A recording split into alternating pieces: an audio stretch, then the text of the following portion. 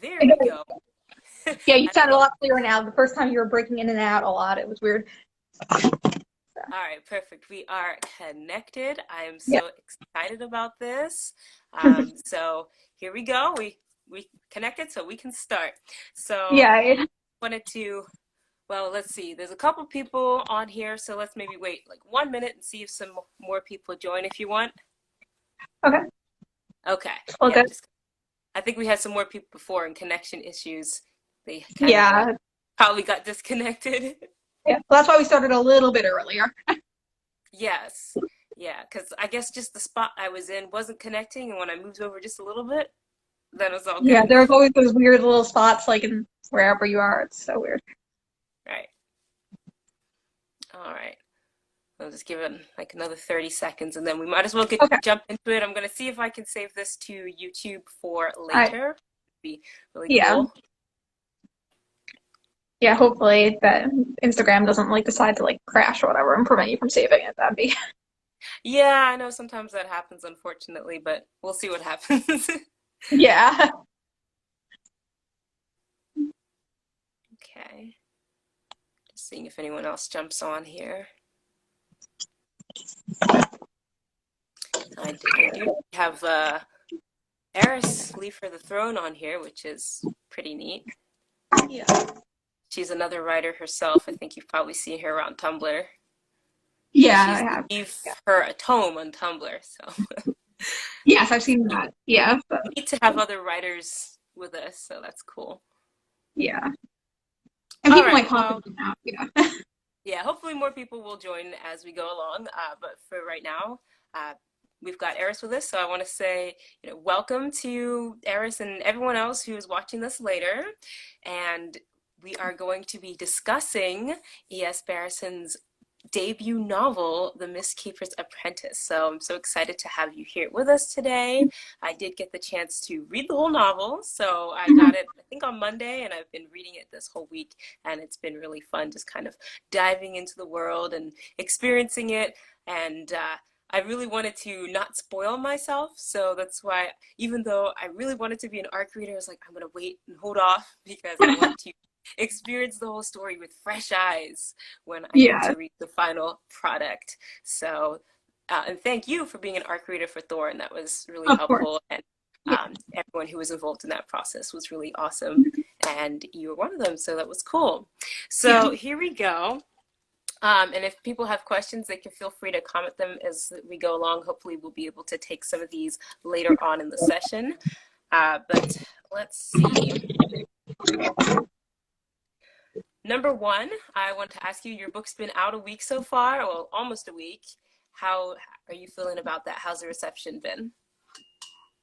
I mean, it's been weird because it's like the day or so after I released the book, it was kind of like this weird kind of like fog, like something I've been working on for so long, and I'm sure you felt this is out there now.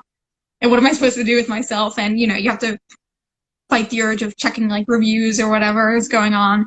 And I mean, so far the reception's been good. I mean, I know there's some delays in people getting their copies. I've had some friends being like, I'm waiting for my copy, but because of coronavirus, they're not getting printed on time and everything. Like, I think the hardcover copies aren't getting delivered until next week.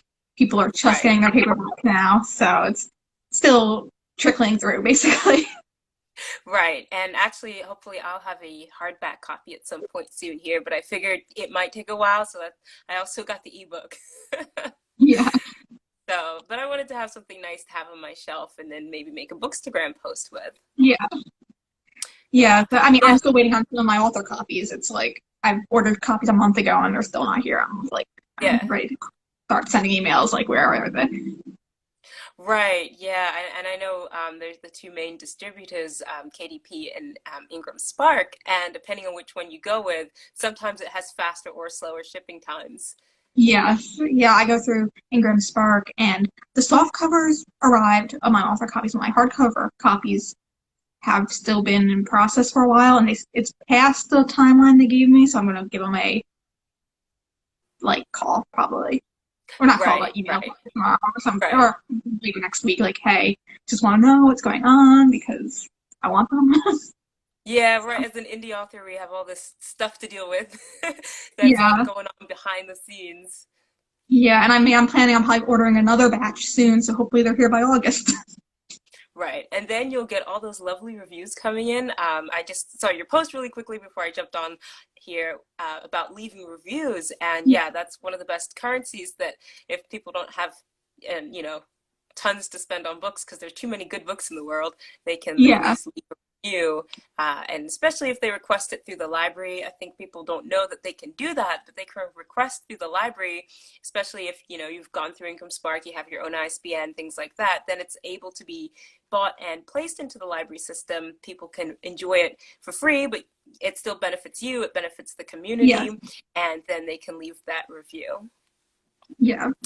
Yeah, All I right. mean, the reviews are just so important overall, and people just, and I was one of, like, I think about myself like 3, 4, 5 years ago. It's like I wasn't writing reviews regularly. I would go on leave a star rating or something, but now it's like, no, I should make sure I leave a review. And honestly, when a book's good, it's harder to leave a review sometimes. It's easier to rant about a book when you don't like it, but there's always ways. Even if you just write, "This was great. I can't wait to tell everyone about it." Right, yeah. Well, tell us a little bit about how you got into writing. I know you've probably been asked that a lot of times, but Yeah. we'd love to hear it again. I mean, I do feel like I've been writing a while since I was young. Like I think back, there was this story I wrote when I was 5 years old, like a Batman Robin story, and then I've thought about there's been like a SpongeBob story I wrote when I was 7, and then just and my grandparents always encouraged me to write growing up. Even I remember there was a time when I was I think 6 years old. My grandmother and we wrote together a Harry Potter fan fiction together. So, you know, so I was always encouraged by my grandparents. My grandfather was an indie author as well. Oh, That nice. and yeah, so he published through small press. I'm hoping one day, since he passed away a few years ago, I'm hoping one day to republish his works because it was before like Kindle and Amazon and everything like that. Hmm. Once I talked to my uncles and my mom and everything about it, republish his works through like Kindle or something, just so it's back out there because Right. he didn't have Have the a same legacy. resources that we do now. Yeah, and I mean his were very different. His were more historical fiction type areas. So very different area of writing, and I'm ashamed to admit I haven't actually read them yet. They're on my to read list, but he published them when I was a kid, so they weren't something Right. I'm going after. Well, So I the mean, writing gene probably runs in the family, yeah, like I read your book, I thought that it was written very well. And so if you could write well, then I'm sure he could write well. yeah, So when you finally do get around to reading them, you'll probably enjoy them. yes. I And mean, it's I've read great that parts you're, of them, and like almost some of the styles, the way that he wrote certain things were similar to how I wrote things without ever like reading. So it's wow, yeah. that's cool. And I mean, my grandmother was an English teacher, so that also played into it as well. That's so lovely that they encouraged you. I feel like I can kind of see the connection with your grandparents through Madame Gonzo and her granddaughter. Yeah. Yeah, so that's sweet. Yeah, and unfortunately they're not around anymore to see me publish it. But I mean, if they were, they would be like on top of this all right now and be like they'd probably be my biggest fans, just encouraging me and everything like that. But yeah, that's a really awesome memory to have with them. Yeah. Well, let me ask you question number 3 here. So, Mr. Keeper's Apprentice, it's set in this kind of like 1800s inspired world. So we've got some things that seem kind of from a different time, and then we've got mention of an automobile, and then we have like street lamps. Yeah. So what inspired you to set it here as opposed to like a lot of fantasy is in the far past, or like I like to write sci-fi in the far future? Yeah. What about this Um, particular era drew you to it? it was a long process because when I first wrote The Mistkeeper's Apprentice, at the time, I started in high school, so long it's gone through like tons of renditions. I know you took a while with Thorunn as well, and I'm sure that went through Right? tons of different changes. And it started in the real world. It was very much based. It was during the time when Twilight was coming out, so there was a lot of like Twilight influences on it. And I Mm-hmm. kept it there for a long time, and then I scrapped that when I was like right out of college. I was just like, no, this isn't working. Never mind, forget it. And initially, I was just kind of writing. I was like, it's going to be in a fantasy world. I don't know what era. And I was trying to make it more like medieval era. And I was just like, I don't feel like it fits.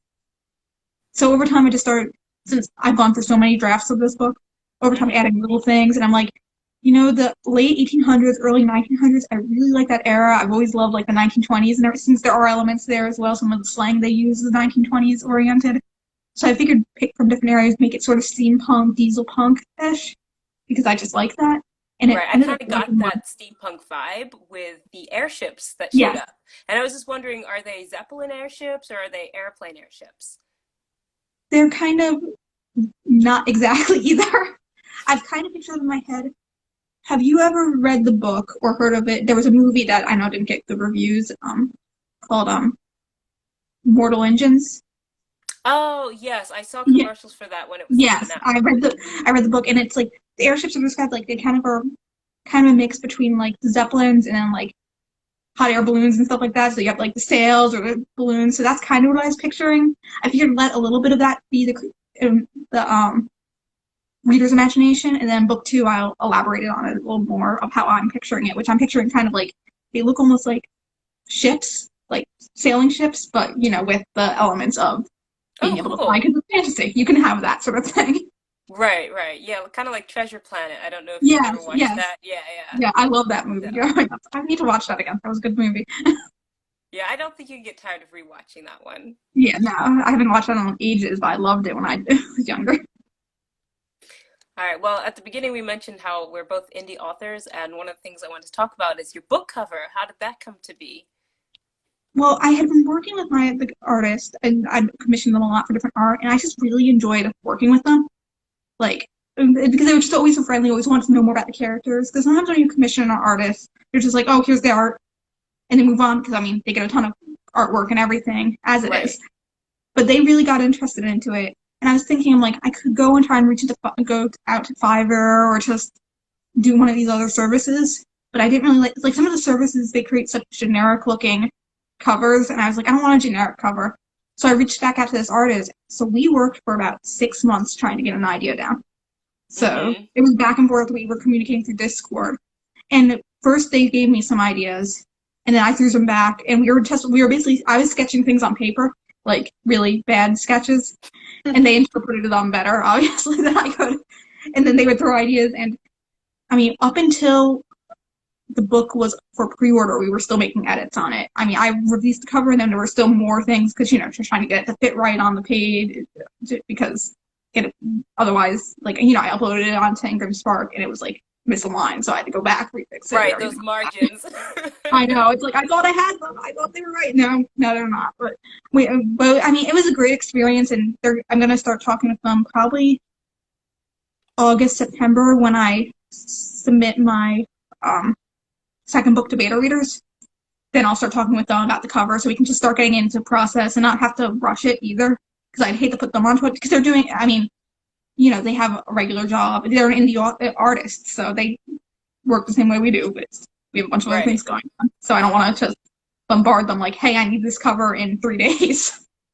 Because that's, Right, yeah. And you have that custom artwork. It's not just other elements put together. So creating something from scratch, that's a lot of work. Because I know going with my cover artist, it was the same back and forth. Because I didn't yeah, want to put something out there that I didn't absolutely love. And you yeah. know that feeling when you see your book, you're like, this is exactly what I wanted. It's perfect. Yeah, so it's worth it to go back and forth, I think. Yeah, and I mean, they were very receptive to it. And because I was the first time they ever did a cover art, they were actually underselling themselves. I paid them way more than they were asking for because I was like, no, you deserve this money because it's like they put in so much work. And I mean, I'll talk about them all the time because I want people to know about them because they're just awesome. And I Right. guess if you're on Tumblr, their username is agent-dark booty. So look them up. They have like awesome art. So you can also Okay, put I'll up. try to link them if I can get this video posted later. Yeah, they also have a Patreon, same sort of thing. I can always send you the links later, just so All right, that if perfect. anyone's interested. All right, well, the next thing I want to ask you is about the effluvium. I remember when I first saw that word that you were using. It's such a unique word. It doesn't get used much. I have come across it in some old sci-fi novels, but it Yes. just is very uncommon. What drew you to the word? Why did you want to use it for the mist? Well, initially I discovered that word back when I was probably writing when I was in high school. And in high school, especially young writers, they try to find synonyms for everything. So every single word has a synonym. And I needed a synonym for fog, mist, because I kept using those. And I found the Right? word effluvium. And that was before it became any religious element or anything in it. Mm-hmm. And it was just kind of in the back of my mind. And the thing is, like, the effluvium as, like, the idea of, like, kind of almost like their religious belief. It's not really a god, but the thing that exists connects all people. The force, I guess. That's what. But it wasn't there initially. And, like, I'd say the first few drafts, a lot of the elements you see now weren't there anymore because I just kind of, they came as I was writing. That's probably the best way to put it. And at first I was thinking, I'm like, okay, the order was there. They were this crazy group, crazy religious group, or maybe not crazy is the best word, but they've lost their way. And I was Right. like, what do they believe in? And I'm like, well, wait a second. If they're mist keepers, wouldn't there be something with mist? And I was like, then I just pulled kind of the word the fluvium. I was like, that's actually a good word. And it's a real word, but it sounds enough where it's something I could have created too, because, Right. I don't like making words or like things overly complex because I know and I mean, I read I read all types of fantasies, but some people, they create all these different systems, all different weird words and everything. It's like, Right. all that. And that's Yeah, why I I know had that's such me. commonplace names. I Yeah. love creating little words, even if I'm only going to use them in that book, I'll make them up. But I also love when I'm reading a book, I'm like, that can't be real. And I go on Google, I'm like, oh, it is. Yeah. And it's like that's one reason why I keep the names very simple for the characters as Hmm. well. Like, I mean, my protagonist's name is Brent. That's not really a common fantasy protagonist name you would think of. I mean, you think of George R. R. Martin does that, where he has Jon Snow, Rob, Right. Robert, King Robert. And that's something that's really helpful in fantasy. I mean, because you can get really deep into fantasy with like crazy names, all that kind of stuff. But a lot of times, to make it more accessible to people, you have this more common name, some common element that helps people feel a little bit Yeah. more grounded. I mean, if you think about Star Wars, the main character's name was Luke. Yes. Yeah. Yeah. And it's like probably of that whole trio. I mean, Leia, the way it's spelled is the most unique, but still it's Leia. It's nothing weird. Or Han Solo. I mean, they're all pretty accessible names. It's nothing major. Right.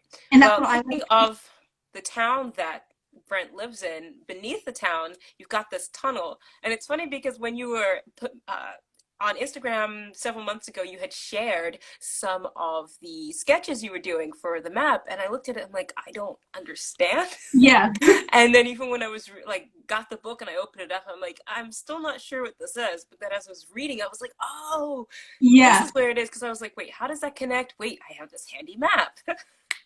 Yes. That was actually an idea my editor gave me because I messaged them. Oh, I was okay. like, I was like, hey, I'm just because they were so helpful as well and very accessible the same way. And I said to them, I'm like, hey, do you have any ideas or resources for maps? They're like, or any ideas since you've read through the book. And I just kind of need a third party because I've talked to some of my friends about it. And, most of the time, friends, especially, they're just like, yeah, that sounds like a great idea. It's going to work. And I'm like, no, I need someone a bit more Critical. unbiased. Yeah. Yeah. So, and they actually came up with the idea. They're like, what if you make like it look like a tree, almost like how Ro would see it? And that's how I came up with the idea for the map. And it ended up working like phenomenally. I like it was so much better than like having the world maps I was trying to draw and everything. And yeah, but that was how that map came to me at least. So Well, that's cool. Yeah, especially because I think with how far apart the places are in your book, if you're trying to draw a world map, it would have to be phenomenally huge. yeah, And because of the tunnels, it's almost like fast travel. If you play yeah, video games, you got you like yeah, in one spot and then you fast travel to another, and that's kind of what's happening with the tunnels, which is yeah. So cool.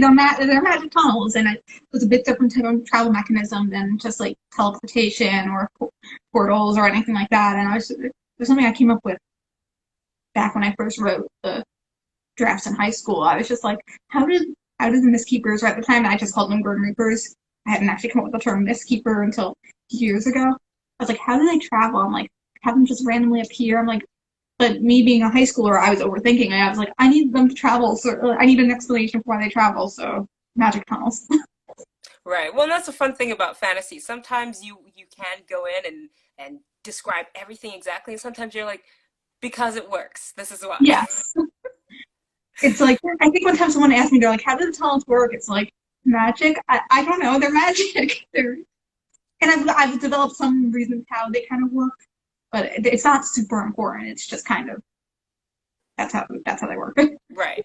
Well, let's talk about Brent a little bit. He's one Yeah. of your protagonists, and he's so sweet. I first fell in love with him on Tumblr, although reading the book, I actually really connected to Ro, which was neat. I don't know, I feel like I kind of That's I what it saw sounds myself in her like. a little bit, but she was just, when I was reading it, I was like, Ro is the girl that I'm kind of vibing with, but let's talk about Brent. And he, like I said, he's sweet, and of course there's a reason that the people who are, I don't want to spoil too much, but the people that love him. And on top of that, you kind of gave him these vices. Sometimes he drinks a little too much, he smokes a little too much. What went into that decision to give him these particular faults of character? Well, I mean, first, going back, it's funny that you mentioned with Brent how, like, you fall in love with him on Tumblr, but you expect more of Ro. I feel like that's everyone. Like, on the surface, Brent's, like, this adorable character, but it's like, Ro is really more of that traditional hero that you see. Mm-hmm. And there's reasons behind that. That could be spoilery, so I'm not going to say that. But with Brent's vices, I experimented with a lot of them. I considered, I figured it's like, okay, yeah, he's a sweetheart. He's a very good character, but he still is this kid who's been kind of beaten up his entire life. Like, so I mean, traditionally, a lot of people they do turn to drinking, they turn to smoking, and it's not like he's addicted. He's really not because he'll smoke, then he'll be like whatever, or he'll drink a little too much because he doesn't know how to control himself. And I chose initially I was thinking of doing some harder drugs, but I'm like, I just didn't want him to. It just seemed a little too extreme. And Mm-hmm. already he goes through so much that it's like, let's just do. And smoking's commonplace in the early 1900s, late Right. 1800s, so it's not anything looked down upon. And it's the idea that smoking it creates smoke. Smoke goes into the effluvium. Right. So it's just it was something I just sort of picked up. I think there's times when sometimes it might be something more like marijuana or something. I never really say what it is. It's just he's smoking. Right. Yeah. And Well, because he got it from the pit in some occasions. He's like, he yeah, sneaks over and like, let me get some of this. yeah, It's out my stories. yeah. So I mean, and then, some of it's just to relax because he is anxious. He's very nervous all the time. He's very just kind of flustered. So he needs something to relax himself. And unfortunately, that becomes smoking. But over time, I feel like he does it less because of certain events that happen, certain things that stabilize him more. Right. In the Right. midst, he Yeah, doesn't and I understand. definitely got that. I think I wrote in my review that he's determined to give up on himself from the first chapter. And he reminds me of the end of Lord of the Rings, where Frodo and Sam are going up the mountain. And Frodo will be like, I can't go on. And Sam's like, you gotta go on. And then Sam's like, I can't go on. And Frodo's like, you gotta go on. So, Yeah, yeah, sometimes you just need that friend that'll help you keep going because you don't realize you have this inner strength within you until somebody else points it out. yeah, and that's the whole part of his character arc going all the way through all the books. Like based on what I have sort of planned, it is going to be a part of his journey is this self confidence that he's going to build up. And I mean, some people have said it's like he's very whiny in the first book, or doesn't have that confidence. Like, just wait, he's going to get it. Just give me a few books because it's something that was built up over years of his life that he can't just walk away and you know become confident out Right, of nowhere. right. Yeah, and if you look at him, he's like in a constant state of like, what is happening? Yes, No one tells him anything. yes. And Yeah. I mean, he's just thrown into this world that he really wasn't prepared for. And I mean, he thought his future was basically planned for him, and then suddenly it's not. Right. Well, skipping ahead a little bit, kind of thinking about, where Brent's character arc is going to take him, what kind of themes do you feel that you really either wanted to infuse or that you discovered as you were writing? It's always hard because I hate thinking about themes at all. I mean, probably, I like focusing on kind of like you have the power inside of you to do what you want. You don't have to always follow what people say is going to happen. Because, I mean, Hmm. it's not early on, it's mentioned that Brent's cursed. Not going to say too much there. And, for a while he's accepting it. Then he's kind of like, you know what? No, I'm not going to accept the curse. Whatever. And it's kind of that idea of there are random events that are always happening that you can't control, but you can control who you are and where you're going and kind of taking destiny by the hand. Yeah, well, that's a good theme. Yeah, Yeah. I think definitely as I was reading, I got that feel, especially from Ro, because Ro is the person that knows what she wants. But Yes. in the real world, we have people like that, people who are feeling very uncertain and people who are almost certain 100% of the time. Yes. And having those two people is really great because people who are certain all the time can end up being a little too arrogant, and people who are very uncertain can just stay where they are forever. And so Yes. those two do definitely balance themselves out. Yes. All right. Well, what about music? Did you have any particular songs or writing playlists that you wrote to? I don't usually write to music, but I do have a writing. I have a playlist that I'll listen to sometimes when I'm thinking of things. It Mm-hmm. really just covers the entire series. Like if someone were to listen to it, they'll be like, I have no clue how this comes in hand. It's like that's something for later on. Just don't worry about it. And I mean, Got it. yeah. So I mean, I'm thinking of some of the music. I mean, one of the songs I have that's on my playlist is Disturbed's cover of "The Sound of Silence." Oh, yes. Yes, that's one of the ones. I have some others too. I have a lot of music by Train, and I have a lot of different songs all over the place because it will go back to songs like growing up. Like I listened to like a ton of Billy Joel and like stuff from the 70s and 80s because that's what my parents listened to, so they just infused it into me. And then just stuff that I heard playing at the gym like a week ago. So it varies a lot, and half the time people probably wouldn't know what I was thinking while listening to it, and because it might not really work at all for that Well, song. as long as you're inspired, that's the most Yes, important that's part. what I figured. Well, thinking of different types of media, if your work was ever to be adapted, what kind of medium would you like it to be in? Because I'm thinking of, I don't know, I feel like this would be really cool, like as a manga, because of how creepy it could be. But, You know, my mom when she read the book, she asked me, she's like, "Are you gonna get like someone to do a graphic novel of it?" So, and it's because I have that artist who's already done some of the stuff anyway. I'm like, yeah, maybe after I finish writing the whole thing first. But I mean, yeah, that and everyone dreams of having a TV show, it's like or a movie or something. That'd be awesome. But yeah, but maybe from a more realistic standpoint, possibly a graphic novel eventually. But okay. for now, I'm trying to write it because it's like, yeah, you can see like some of the stuff that there's certain things I can't describe, or I can describe them, but everyone's going to see it differently. And like the monster Diabolo in my story, it's like I describe it, but I do leave a lot to the imagination because it's supposed to be a nightmare. Right. Well, and that's what I love about books, especially books that have a lot of world building in them, which yours does, is that you can kind of get enough of a sense of the world around them that then the things that are left up to the imagination, you as the reader then engage with the book more because you're filling in the gaps. Yes, yeah. Sometimes that's the one thing that you have to learn as a writer, and I've noticed as younger writers is that they over-explain, and it's like you don't have to explain every little tiny detail. Like I think about like with your book Thorunn, I was able to picture the towns based on my knowledge of sci-fi and what the little things you had said without you describing every single way how the town was shaped or stuff like that. And that's so important for writing. Let the readers have that imagination because most readers, they're not, your readers aren't stupid. They're just imagining it. They want to be taken away to a different world. Right, right. Well, let me see. I have some more stuff about characters here. So, I really enjoyed Caroline. Wait, is it Caroline or Caroline? Caroline. Caroline. Okay. Yes. So Caroline, she, is described like really mysteriously, and then it turns out she's kind of just a big goof. Yes. So, how did that decision come into being? How did she go from like on the back cover, she's like scary, and then you read the book and she's just like, I don't know what I'm doing either. Yeah, well, that was the whole point. I was trying to make her kind of that red herring, like where you think she's this mysterious kind of, typical death type character. It's like, no, she's just a complete and utter buffoon to an extent. And she was actually the first character out of all of this. I was 13, so, okay, I'm almost 26 now, so figure 13 years. I wrote a short story when I was in 8th grade.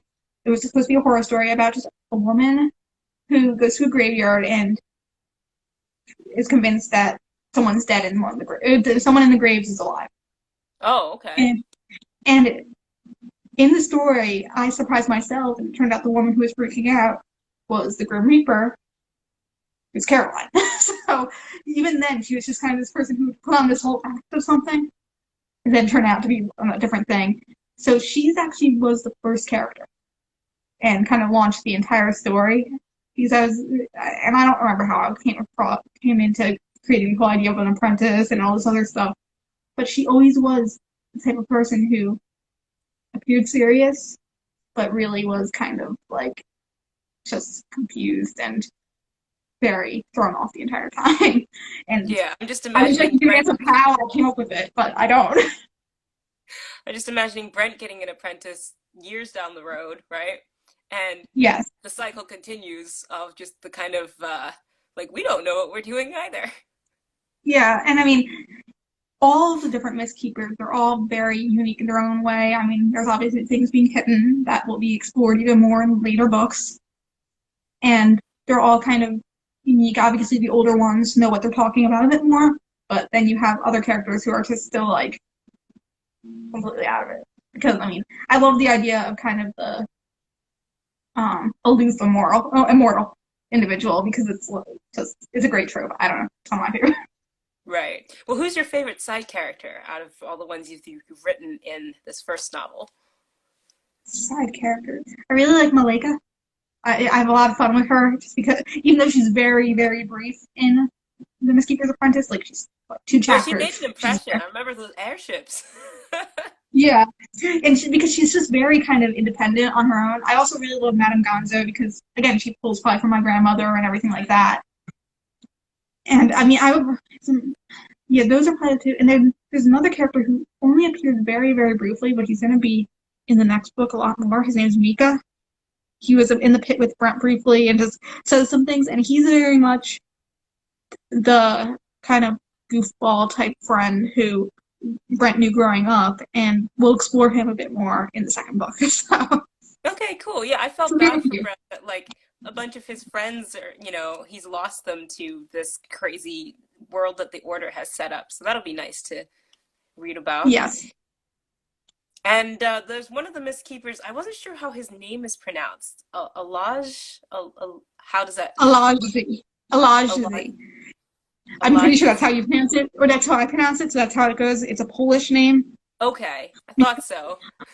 Yeah, I'm pretty sure it's pronounced Alaji, or that's how I pronounce it, so that's how it's said. But yeah, that was initially when I wrote the book in high school, all the characters had much more like Americanized names. I think Alaji's name used to be Andrew. But I was like, when I was in high school, I was trying to make it so everyone was from different locations in the world and stuff like that. So that's how his name got changed.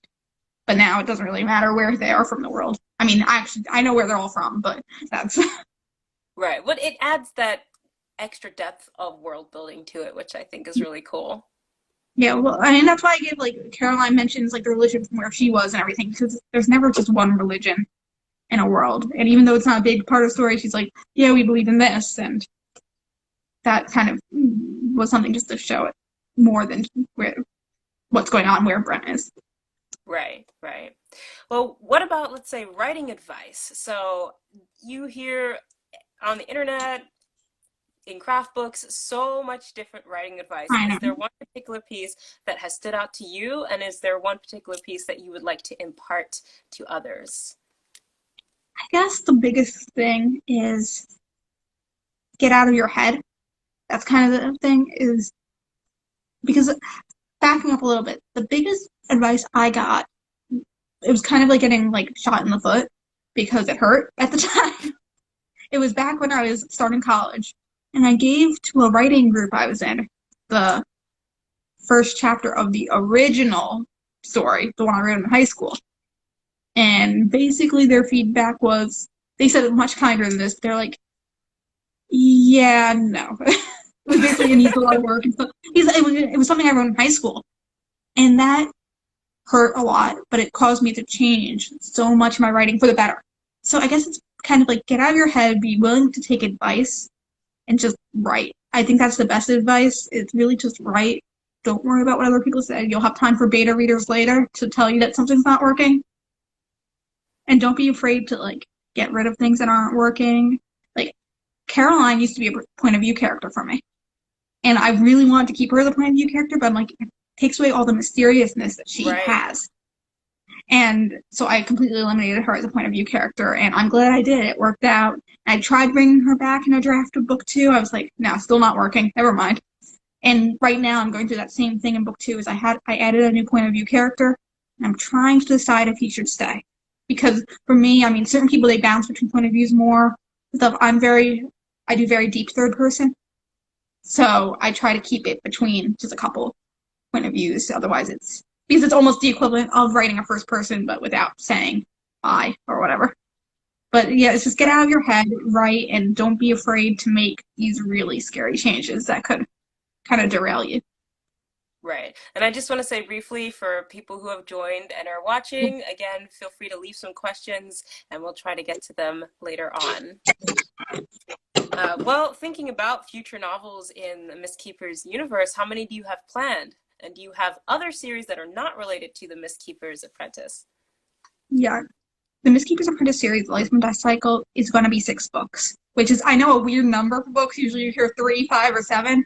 But I'm like, no, it's going to be 6. So that, because it was going to be 5. For a while, I thought it was going to be 5.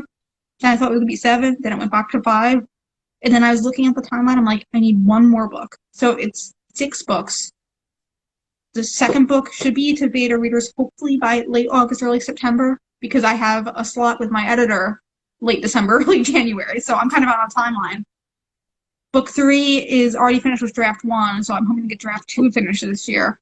And I'm hoping to write draft 1 of book 4 during NaNoWriMo, depending on what's going on in the world, really, because the world's crazy right now. Right. But yeah, so that's 6 books. I have so much planned. I also have an anthology plan that will actually talk about the different Mistkeepers, like going into their backstories and stuff, because I can't fit it all into these novels because right. So I really want to tell like more about Caroline's story, more about Elaji's story. So that will probably be an anthology of like, or like a group of novellas. I don't know yet. I've just kind of written some of it, let it sat. Then all my other ideas take place in the same world because I'm like, why should I bother going, since I love writing fantasy, why should I bother going out and rebuilding a world when I can kind of plant them in different areas, since I have so much areas. Like I'm working on one called The Sanguine Tortuga, which is a pirate story. And that actually takes place, it's supposed to take place approximately 200 years before even The Mistkeeper's Apprentice. It has nothing to do with The Mistkeeper's Apprentice, but just timeline-wise. Then I have all these other ones, and like, there's things that have been mentioned, like, there's the city of Yilk that, or the nation of Yilk, city of Erat that Brent visits briefly with giants. Right. That's a story that's kind of on the back burner that I wrote the first draft a long time ago, and I need to restart. And really, every city I have usually some sort of idea of what I could put in there. So whether or not I'll write them all, who knows? But it helps me kind of flesh things out just a little bit more for the world as well. Right. And I know it's kind of neat when you're reading an author's series. I'm reading this one author right now called Jeff Wheeler, and he has different universes, but he's found a way to connect them, which is kind of neat. So when you're reading a series and you're like, wait a minute, that specific piece of lore was mentioned in that book.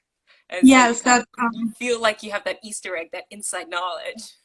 Yeah, like Stephen King, I know, does that with the Dark Tower series when I read it, and I read a ton of Stephen King, and I would just be like, oh yeah, I remember reading that. Or I've always liked that with authors and being able to kind of interconnect things and stuff like that. So, and plus it'll help me, like, if there's a part of the world that people want to know more about, I can tell another story about it. I don't have to worry about trying to jam it all into books and then including things that really don't matter.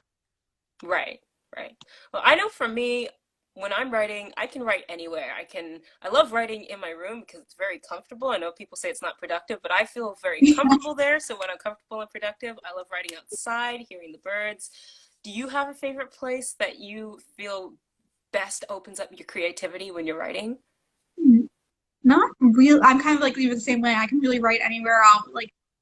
I remember one time during NaNoWriMo, I was on the elliptical at the gym, and I had an idea for where I was. I was typing on my phone while I was on the elliptical, and people were like, "What are you doing? That's crazy." I'm like, I had to write it down. It didn't matter. And it's like I've sat like public transportation, or like sometimes I'll be at work and I'll come up with an idea, and when I have a moment that's slower, I'll type it up. And I mean, right now, obviously, I'm writing at home about 98% of the time. The other 2% maybe when I'm like out and about. And I mean, and I'll jump between wheels comfortable. Sometimes the couch is more comfortable. Sometimes my room is more comfortable. Sometimes the chair, or sometimes I'll sit on the porch with my dog. really depends. And I know some people really do need to have that one specific location, but not with me. And maybe it's because I don't care that people know if I'm writing. I'm fine. Like, I won't necessarily talk about my story, but I'm fine knowing that people know I write. It's like, Right. yeah. Well, then Because then it it's, opens up opportunities to talk about it, though. If people say, yes. "What are you doing?" Like you said at the gym, you can be like, "Hey, here's now that you've got your book out, you can hand them bookmarks and be like, I'm working on I book know. 2 of the first book." I know. That's the thing. Like, the funny thing is, like, the people in my office still don't even know I published, since I haven't been at the office. They don't even know I've published this book. And, I'll get into Zoom meetings with them, but we're talking about work and it just never comes up. And I'm like, well, maybe once I'm back in the office, I'll just put a copy of my book on my desk and then they'll all see that I did this. Right, right. Yeah. Well, that'll be cool. And then, like I said, take those bookmarks, hand them out. Yeah. And was working right before this meeting on a flyer that I could just kind of like hand to people randomly. But I don't know if I'll print it out or not. But it's always interesting trying to figure out. Now I'm in that stage of, all right, the book's out there. Now what do I do? How do I promote it? Because it's a different world. All right. So I asked this on Twitter the other day when you had your writing Q&A session, Oh which yeah. should check out. They should check out your Twitter, and I'll make sure to try and leave some links. But I asked about the lemons because from start to Yes. finish, we have these lemons is kind of peppering in, and I love lemonade. I love lemon tarts and things like that. So where does the lemons come from for you? See, I think it was kind of this random thing I threw in initially. I was like, I need to give Brent some sort of weird perk because you would see things like give them weird food interests. And I'm like, you know what? He just likes eating raw lemons, which I'll actually eat raw lemons too. So that's not something so I pulled it for myself. But I'm like, lemons are a good example is you add sugar to them, they're actually very sweet, lemonade or everything, they're actually really good, or mix them a certain way, they're good, but they're also really sour. It represents the two kind of sides of what's going on in Brent's life. It's like there's a lot of good things happening, but he focuses a lot on the sour too. He's Right. the thing is, like, I wouldn't. He seems like a pessimist, but I don't think he really is. He really does see a lot of good in the world, but it just he's optimistic about the world, pessimistic about himself, I guess. And the lemons Right. kind of represent some of that. Okay. Yeah, because I can see his experiences haven't given him much to be hopeful about. Mm-hmm. And so, when he's got the chance to get out there, hopefully in the next few books, hopefully, Yeah, and get yeah. out there in So the you're next betting on the few ending. books and experience, maybe the world through more of some of the other characters who tend to be more optimistic through their eyes, then maybe he'll be able to believe in himself a bit more. Yeah, and I mean, I think there'll be an interesting switch with book two, with Ro especially, because she's gonna start probably falling more into that trap of almost like not being as hopeful because she's been hopeful her whole life and the events in the book kind of send her in the other direction of Brent, and it's supposed to be kind of that dichotomy going on there because it's a nice foil, and I always like when that happens. Yeah, well, as authors, we like to break our characters down. Yeah, of course. Yeah. How many times did you send Lane like to the hospital on yours? Like more times than I can remember. Yeah, he got beat up a lot. Yeah. Yeah, but you have to raise the stakes, and I'm trying to find that's so hard about a second book. A series is just so much different because it's like trying to find the right balance between too much pain for the characters and not because you have to spread it out. And I mean, book two, I can say this. I mean, not that people have read book one, it ends on a much more upbeat note than book one, Okay. but a lot still happens because I don't want to have every single book end on that sort of what the heck's gonna happen. Right. Well, you need a Yeah. balance. You need a balance. Yes, and I kind of had that planned. Like, there's going to be hills and valleys throughout the entire series, and I think that's important. Right, right. Yeah, and especially when you're writing 6 books, definitely with the one book I'm reading now, it's part of a 6 book series, and you can see how basically the author took a 3 book series and stretched it out into 6 books because he really wanted to get into his world building, which is really good. But you can kind of see it's like, whereas the middle novel would be, if in a 3 book series in a trilogy would be like, okay, we're kind of just sitting here for a while before we really tie everything up together in the last book. It's like books 4 and 5 are where or 3 and 4 is kind of where we're sitting for a while. And so Yeah. that's really interesting. And then seeing those stakes play out. So that'll be fun to read in your book to see like, okay, well, if this is more hopeful, then this will be like this. I always think of Avatar: The Last Airbender. Yes. And Yeah. I love how at the end of book 2, they actually lose the good I guys know. and keeps you And book two is like invested. my favorite season. That was like the season I like got addicted to the show, and now I need to go back. And now it's on Netflix, I need to watch it again. Right, right. Well, they're going to make a Yeah. live action at some point too. That would be cool. Yeah. Hopefully better than the movie. Yeah, well, because the original creators are coming back and being Yeah. involved and getting everyone who worked on it that would be able to apply their skills to live action. Yeah. That's All good. right. Well, we're coming to the end here. I know it's been a little bit of a longer interview, but hopefully you've Yeah. enjoyed it and hopefully everyone's Yeah. enjoyed watching.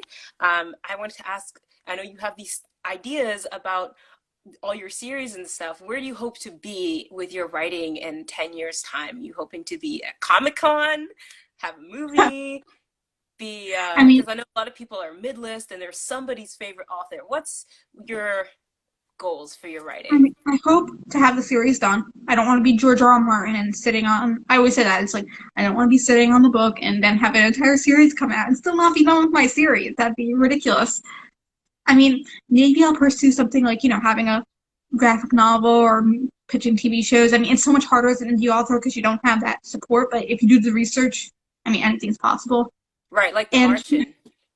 yes, that's what I love that book, and it's so anything's possible. I want to have the entire series done, and hopefully, maybe I'm hoping in the next couple of years, once they're available again, to at least be doing some conventions, like as a guest author sort of thing, like smaller conventions. Like there's one at my university that I graduated from that hopefully next year we'll be able to have. So it's like I had to cancel a bunch of ideas I had because of coronavirus, obviously, which I think everyone had Right, to anyway. But right. I Yeah. mean, Conventions are it, fun. I will tell you that. I've been able yeah, to sell a lot of my books at conventions, even when I just had the one book so far. So I'm looking forward to taking 2 books. And yeah, it really gives you an opportunity to connect to readers. And as a storyteller, you will then be able to absorb other people's stories, which is really, really neat because yeah. you ask them what drew them to reading, and they're so excited to tell you. Yeah, and I mean, a few years ago in college, I used to sell knit toys at conventions. So it's just kind of retranslating what I did there into now selling my book instead. So Right. I'm looking forward to being able to do that whenever they start doing that, opening that up again and everything. But I mean, yeah, so 10 years from now, I'm hoping to have the series done at least. And maybe, who knows, starting to try to pitch some different ideas elsewhere or, just keep writing. And because, I mean, who knows where I'll be even like with my regular career in 10 years. It's like, it's all over the place. Ideally, I wouldn't have my regular career anymore, but that's a pipe dream. Everyone has that. But Yeah. Well, you yeah, never know. There's this group on Facebook that I'm part of called 20 Books to 50K. And if you, the idea is that if you write 20 books, you'll be able to quit your day job. well, then maybe I should just keep writing. Yeah, just keep writing, like Dory, keep swimming, keep writing. Yes, yes. Yeah, but so we'll see. I mean, hopefully people will enjoy the book as they're reading. And now it's the worst time now, and I'm sure you're feeling it too, because I mean, your book's been out for a little less than a month, for about a month. Right. And it's like, people take time to read books. And it doesn't mean the book's bad. It's just some people are slower readers or whatever. So now it's just like waiting. All right, come on, reviews and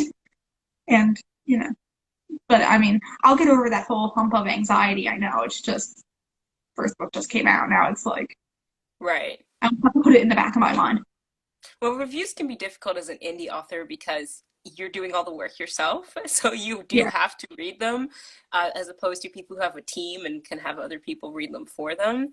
Because that's what they yeah, say, oh, don't read the reviews. And it's like, but if I'm the person that has to take care of everything, I do need to know what's the general take, what can I use for like quotes and things. So one of the things that I always like to do is I like to watch the CW, which has some really silly shows, but they will take cherry pick stuff that people said, and so when they put it on screen they put the best part of it on there. And I think as an yeah, indie, that's sometimes what you have to do is you understand that not everyone is going to love your book, but the parts yeah. that they did like, that you can appreciate that they read and enjoyed that part.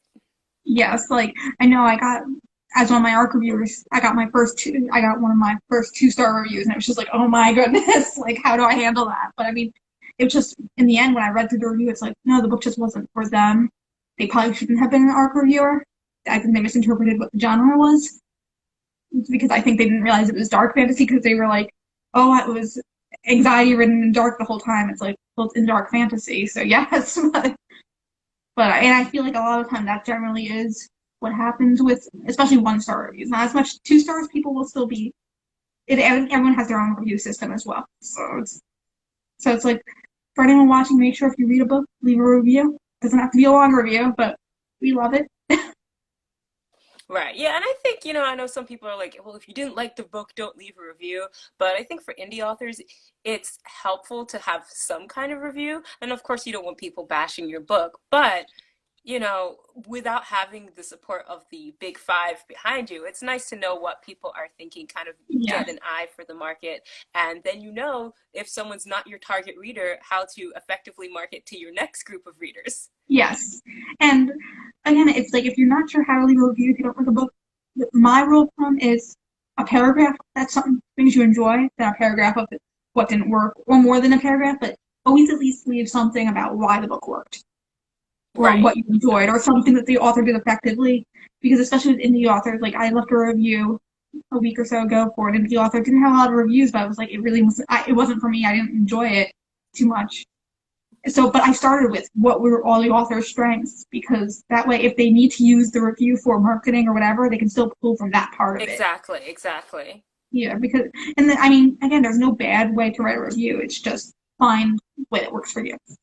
Right, right. Well, I hope you get lots of reviews and that, Yeah. especially as things kind of start really flourishing again here, and I know down where you are, things are much more open. So hopefully you can get out and do Yeah. some little street shows and things like that, Yeah. and that you're able to really get your hands into your books into the hands of a lot of readers. I know Yeah. the Eragon series, that's what that author did, is he just did the book con circuit until enough people picked up his books that it got the notice of national publishers. So who knows? Yeah. It could happen. I mean, not that you definitely want to be traditionally published. If you're breaking out that big, you'll probably be fine on your own at that point. But, it's nice to get that recognition from people outside of the indie world. Yes. Yeah. And and I mean, I love indie books because they're just so much more almost unique compared Yeah, to, because if you have that chance to explore areas like, you know, I'm thinking like a lot of dark fantasy stuff lately. It's been these high fantasy area, like the Sarah J. Maas and all that stuff. And it's like, would my book have appealed to those agents? I don't know for sure. I mean, maybe, but I didn't want to deal with the whole agent issue because that's stressful as it is. right. Right. Yeah, and that's just what you're saying about indie books. There's so many books that I've read recently that wouldn't have been written that way, I think, if they were traditionally published. And sometimes it's good, sometimes it's bad, but it really helps you to look at the world in a different way. And especially with people coming from all sorts of different cultural backgrounds, like I used to read a lot of manga, and a lot of that stuff wouldn't be really understood by a Western Yeah, audience. You have to like immerse yourself in the culture to understand a lot of it. And so it's yeah, nice to have people from different cultural perspectives writing these indie books and getting these um, experiences and looking at all these different fun ideas that, again, I've been reading some traditional published books, and some of them are very formulaic and you can tell what's going yeah, to happen. And sometimes with these indie books, they take you on these crazy adventures. You're like, I didn't think it would turn out that way. yeah. And I mean, I think as indie authors, it's our job to support other indie authors because we're not competition, we're a community. And I know sometimes, especially younger writers, they get into that head of overall competition for each other. It's like, no, we're just supporting each other, and it's so important. That's why, like during my launch event, I had a ton of different indie authors that got involved because it's important to kind of, you know, help each other and support each other. And now I have a pile of indie books I need to read.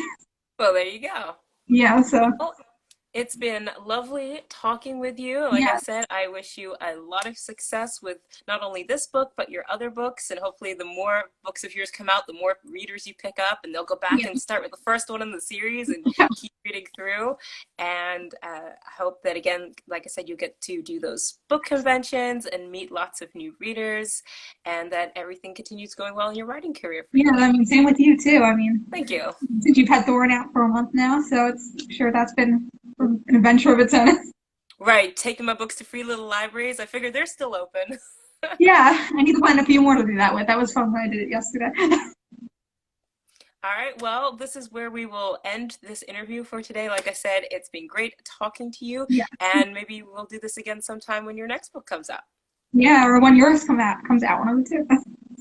Yeah. All righty, well, we'll end All right. there. Thank you for being on, and it was a great time today, and I'll try to get this Yeah. uploaded to YouTube. All right. Great. All right, Thanks. bye.